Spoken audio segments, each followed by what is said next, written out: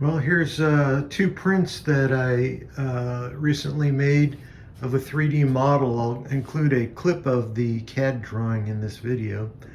The one in black at the rear here, my son printed on his 3D printer. I've been working on this project for a couple of months now. I'm trying to reverse engineer the Bolex camera and all its components in CAD, and so I got finished with the outside components and a few of the inside components, and I said, well, that's close enough to, make a 3D printable model out of it. This is the first time it was printed, and my son's printer prints FDM, which means it uses a stringy filament and layers it up layer by layer.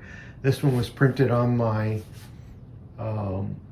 resin printer. It uses an LCD panel, and it slices it up into thin layers, and then it uses a resin and UV light through an LCD to reproduce it layer by layer.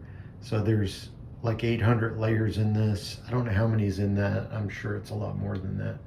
Anyway, so this is about I would say about 1/6 the size or a quarter the size of a full-size Bolex, and this one is 1:1.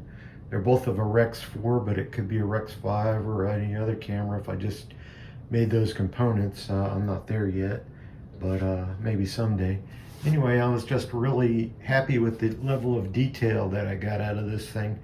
I'll probably paint it black and then use chrome paint on the chrome components and try texturing it. I don't know how far I want to go with this, or I could just leave it like it is and print another one. I don't know.